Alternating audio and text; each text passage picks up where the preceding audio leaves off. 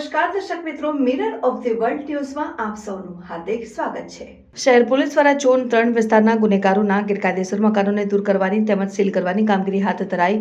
વડોદરા શહેર પોલીસ હવે ઉત્તર પ્રદેશના મુખ્યમંત્રી યોગીની ફોર્મ્યુલા પર એક્શનમાં આવી છે। ગુનેગારો હિસ્ટ્રી સીટરો જેઓ ગેરકાયદેસર રીતે રહીને શહેરમાં વિવિધ ગુનાઓને અંજામ આપી રહ્યા છે, ત્યારે પોલીસ તથા વડોદરા મહાનગરપાલિકા દ્વારા આવા ગુનેગારોની યાદી બનાવવામાં આવી રહી છે અને તેઓની સ્થાયી મિલકત કાયદેસર છે કે ગેરકાયદેસર તથા પાલિકાના નિયમોનું પાલન કરાવવામાં આવ્યું છે કે કેમ તે તમામ બાબતોને સાથે જ ગુનાહિત ઇતિહાસ વગેરેને ધ્યાનમાં રાખીને યાદી તૈયાર કરી નોટિસ ફટકારી એક્શન લેવાનું શરૂ કર્યું હતું।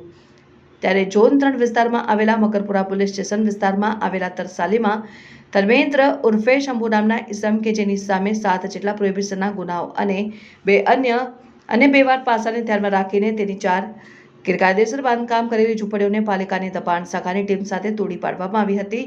જે રીતે ગાગરેટિયા વિસ્તારમાં વિપુલ પંચાલ નામના ઇસમ વિરુદ્ધ 11 જેટલા પ્રોહિબિશનના ગુના, 2 અન્ય તથા 2 વાર પાસાના આરોપીના મકાનનો વેરો બાકી હોય તેના મકાનને પાલિકાની દબાણ શાખાની ટીમ અને અધિકારીઓ સાથે સીલ કરવાની કામગીરી હાથ ધરાઈ હતી।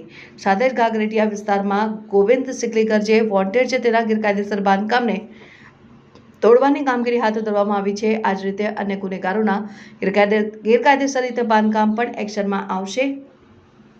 વડોદરા શહેર પોલીસ અને પાલિકાની સંયુક્ત કામગીરીને પગલે ગુનેગારોમાં ફફડાટ વ્યાપી ગયો છે।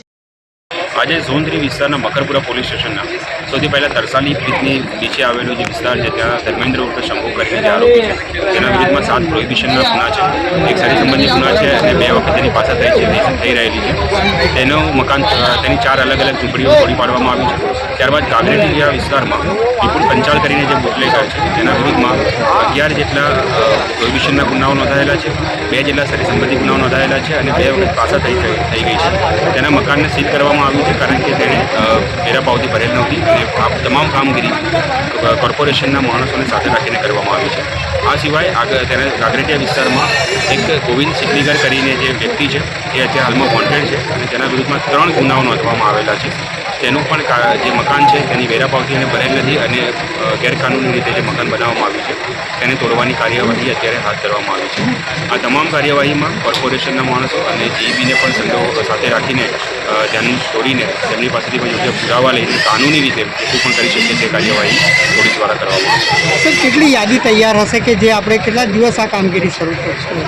અત્યારે આ કામગીરી ચાલુ જ છે। તમામ પોલીસ સ્ટેશનથી આ યાદી તૈયાર કરવામાં આવી રહી છે અને જેમ જેમ યોગ્ય પુરાવા સામે આવશે કોર્પોરેશન પાસેથી પણ અમે પુરાવા એકઠા કરી રહ્યા છીએ, જીપી પાસેથી પુરાવા એકઠા કરી રહ્યા છીએ અને પોલીસ પાસે અન્ય જે પુરાવા છે તેના આધારે જે અમે લિસ્ટ બનાવી રહ્યા છીએ તેના આધારે અમે આગળ જેટલી પણ કાનૂની રીતે જેટલી પણ અમે કરી શકીશું તે રીતે યોગ્ય કાર્યવાહી કરીશું અને એમાં કોઈ પણ અન્ય વ્યક્તિને કોઈ તકલીફ ન પડે તેનું પણ પોલીસ તરફથી અને કોર્પોરેશન તરફથી ધ્યાન આપવામાં આવી રહ્યું છે।